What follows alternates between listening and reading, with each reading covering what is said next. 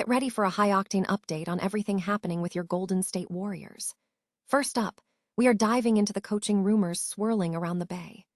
Despite intense speculation linking Florida Gators head coach Todd Golden to the Golden State Warriors head coaching job, Golden has officially shut those rumors down. He told the media that he is fully committed to the Gators and is definitely planning on coaching the team again next season after their recent championship run. Your brand new iPhone deserves the best protection, and the iLune 3-pack screen protector plus 3-pack camera lens protector has you covered. Don't take risks with your iPhone. Click the link in the video description to shop now on Amazon. Next, we have to look at the wreckage of a brutal campaign for the Golden State Warriors. We are breaking down the final report card for their turbulent 2025-26 NBA season, which saw Steph Curry, Jimmy Butler, and Draymond Green struggle through a year defined by injuries and inconsistency. From offensive struggles and defensive lapses to the disappointment of play-in purgatory, we analyze exactly why this season fell so far short of championship expectations. Shifting gears to team history, we are looking back at every player drafted by the Golden State Warriors from Cal State Northridge. It is a fascinating trip down memory lane to see how the front office has utilized the NBA draft to build their roster over the decades, identifying the specific alumni who have come through the ranks from diverse programs to represent the Dubs on the court. Finally, we are tackling the looming free agency dilemma facing the Golden State Warriors regarding Quinten Post. With the front office focused on retaining Kristaps Porzingis and Al Horford, the future of the restricted free agent post remains a major question mark for the roster. Can he develop into the rotation piece the team needs, or is the front office set to move on? Make sure to hit that like button, subscribe to the channel, and ring the bell so you never miss another update. Ever wonder what happens when the NBA comes knocking on a college coach's door?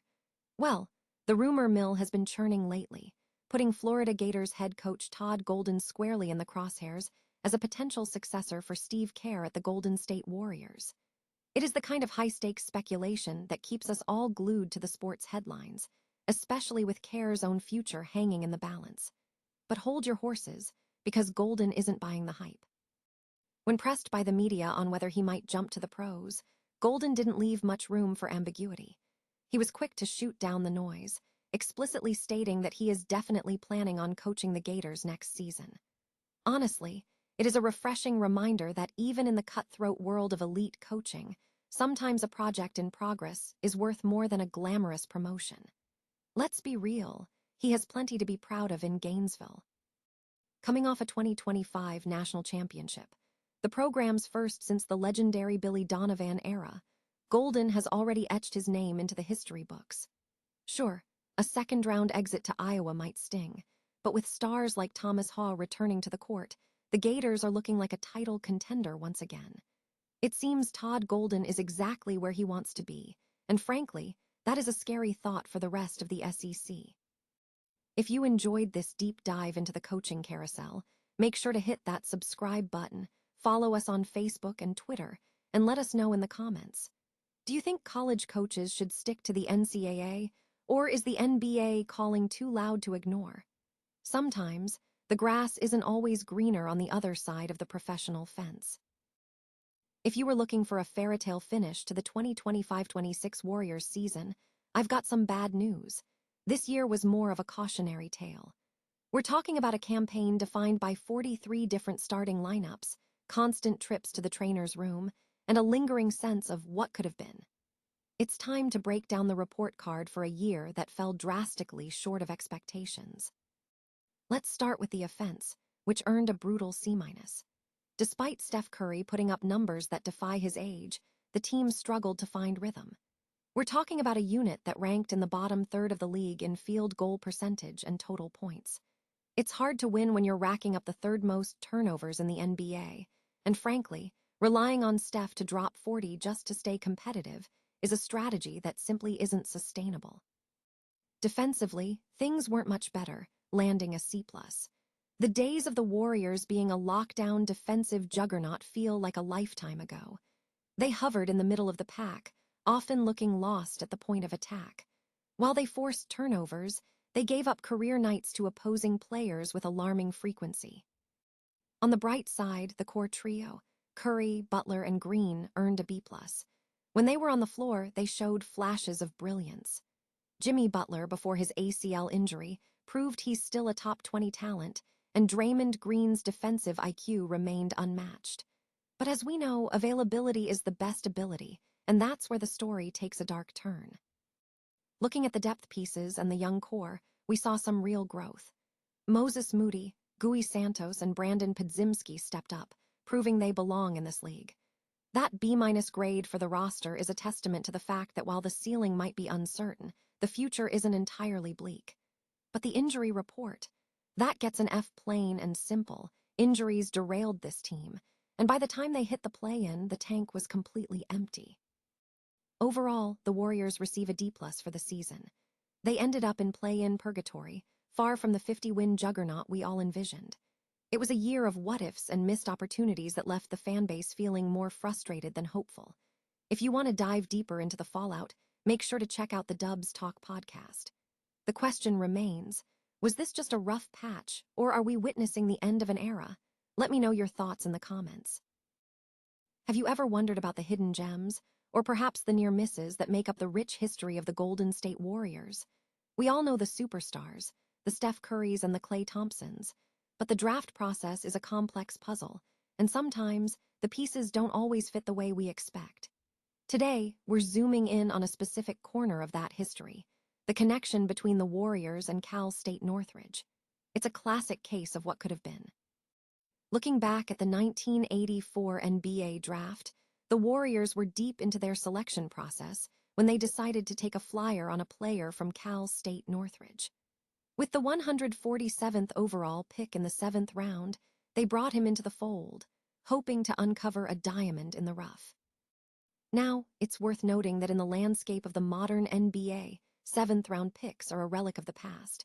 But back then, every draft spot was a genuine opportunity to find talent in the most unexpected places.